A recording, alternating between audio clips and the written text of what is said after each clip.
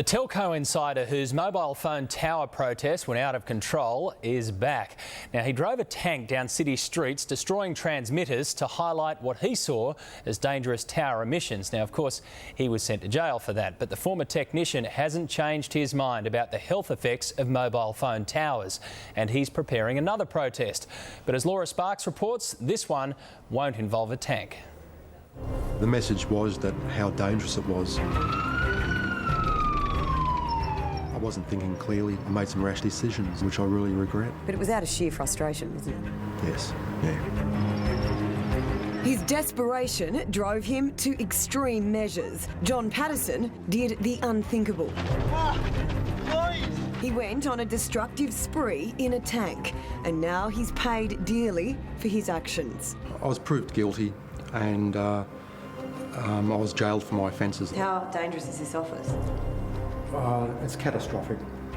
You wouldn't work here. We first met John, a former senior telecommunications technical officer with Telstra, more than 2 years ago. Back then, he was waiting to be sentenced, facing a jail term for his tank attack. I was involved in rolling the technology out. I was very responsible for any safety things that actually happened. So I felt obligated to actually do something about it.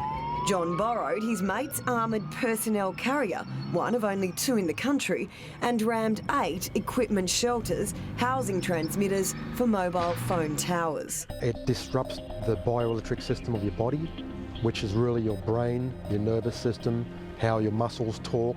For 20 years, John tested Telstra digital systems. Over the time, he realised the dangers of electromagnetic radiation. When he moved to this Telstra depot in between 2 mobile phone towers, he got violently sick. It microwaved us.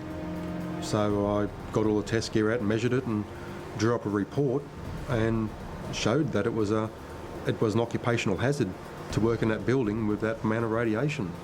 And I was immediately removed from service. After taking a voluntary redundancy, John went on to warn every responsible authority. Everyone said I was technically correct, but no one had the power to stand up on my side. People within the industry, they've just misinformed all of the relevant authorities. So if the industry knows mobile phones are so dangerous, don't they have a legal duty of care to tell us? Anyone that realises that it's bad is removed from the industry.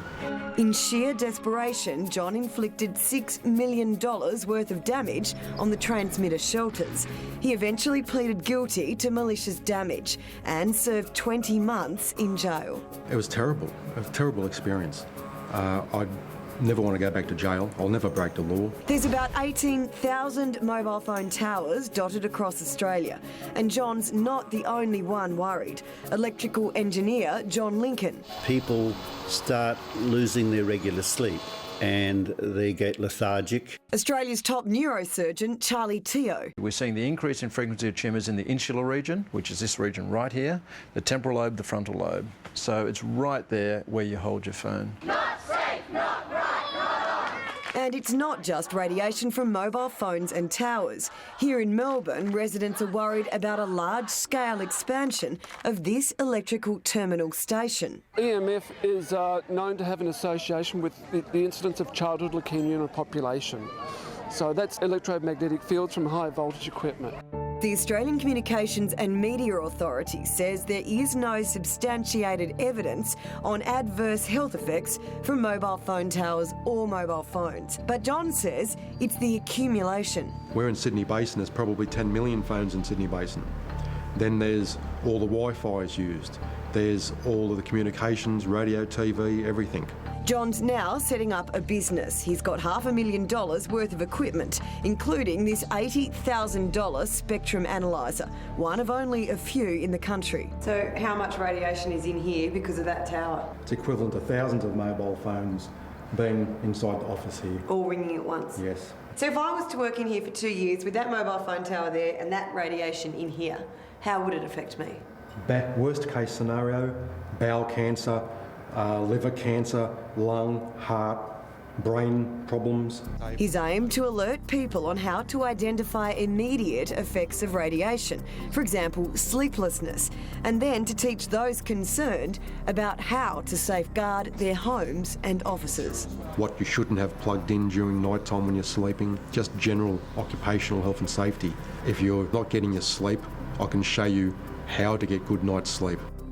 And a Senate committee inquiry has been taking submissions into where mobile phone towers can be located. We'll be hearing more about their findings in May.